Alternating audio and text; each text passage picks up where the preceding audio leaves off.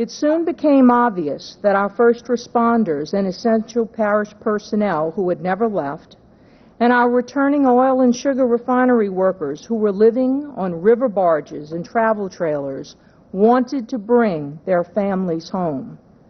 And my promise, my pledge to them, was to provide educational services to the first child who returned to St. Bernard Parish. We had to open schools, or our families could not return. We had to open school, or our community would die. We had to open schools because that's what school people do. In September, we had begun discussions with FEMA about the cleaning and recovery of our buildings and the need for temporary housing for our school's essential staff. And we at first were comforted to know that the full resources of the most powerful country in this world were at our disposal. But as discussions progressed, it became more than clear that we were on our own. Our government had failed us. Promises of portable classroom buildings within 90 days, secured through a mission assignment to the Army Corps of Engineers, were broken. No housing for our teachers could be quickly secured by FEMA, and cleaning the muck, debris, and marsh remnants from our buildings was a task that would be ours. So we forged ahead without help from our state or federal officials, locating our own portable classrooms and housing trailers, sealing deals with a handshake in parking lots of uninhabitable buildings, securing our own national disaster cleanup team, and relying on our own people, like Beverly Larson, who's my assistant superintendent, without whom I could not have accomplished this, and Ronnie Alonzo, who was my scavenger and man in the field, who made things happen on a daily basis, and a trusted friend and architect, Albert Carey, who I called out of retirement and said, please, come and help us, and our principals and administrators, who salvaged the very few instructional materials that were undamaged on second-floor buildings. We had no patience for excuses, for bureaucracy, or for any other obstacles that would delay our reopening. And reopen we did on November 14th, 2005, just 11 weeks after the storm, and 3.5 weeks after we took matters into our own hands. We welcomed 334 students in portable classroom trailers on the football field parking lot. And our teachers lived across the street in 240-square-foot travel trailers on the grounds of an abandoned school building.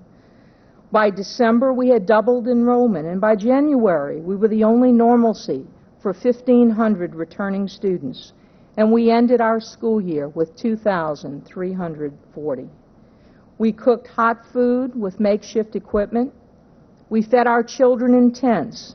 We ran after-school programs until dark, and we transported children home each day to sleep in tents, 8-by-29-foot travel trailers, concrete floors of homes with no electricity, and sometimes even in the backs of pickup trucks.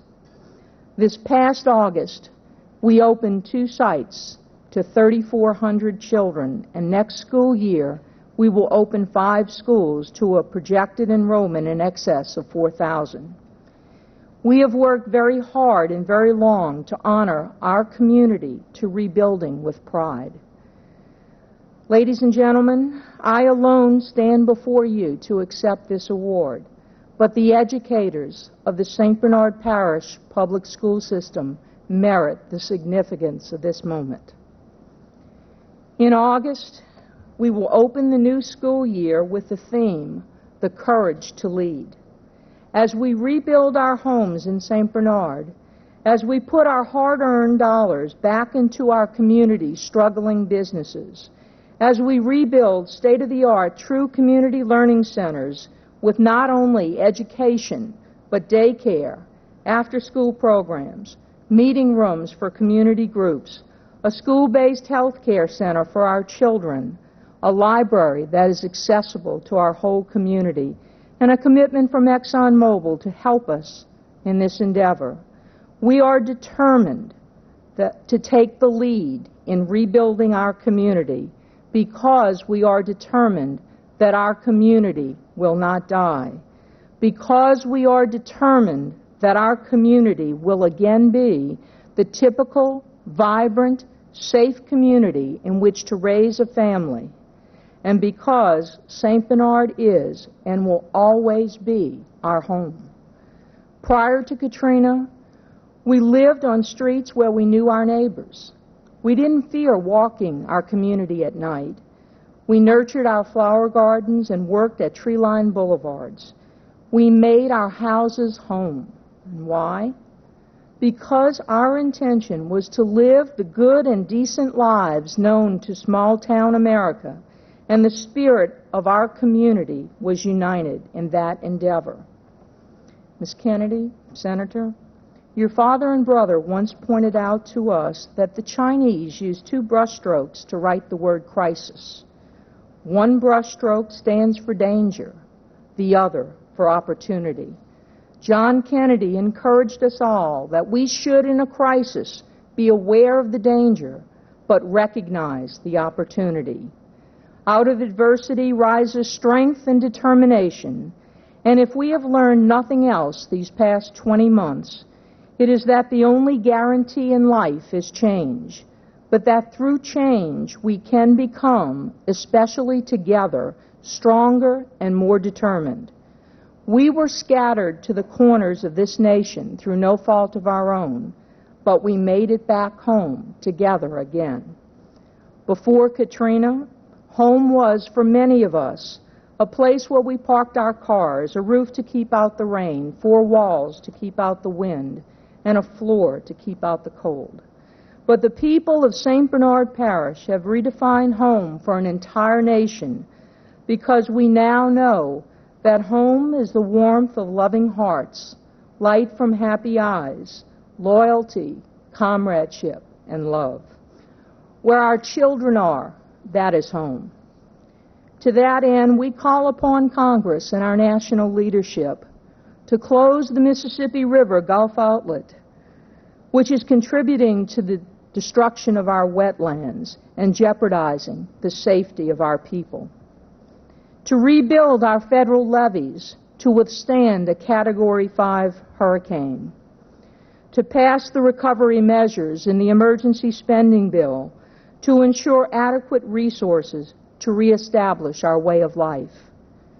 And to put pressure on the insurance industry to settle fairly with our people and to offer them affordable insurance coverage. So I gratefully accept this award today on behalf of all those who have returned home, on behalf of each member of our school community who were determined and had the courage to be part of leading the rebuilding effort in our community, on behalf of school people everywhere, for you see, creating opportunity where there once was challenge. That's what school people do.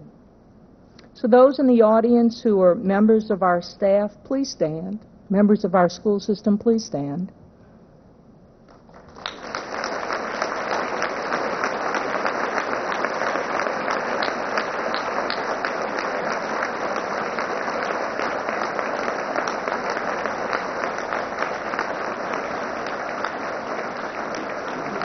Thank you to each of you. I accept this only on your behalf.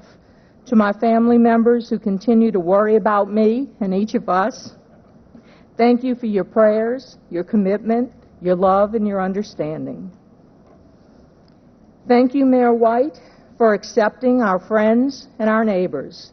And thank you to the members of the John F. Kennedy Library Foundation and Award Committee for recognizing our commitment to our home, the St. Bernard Parish Public Schools. May God bless you all.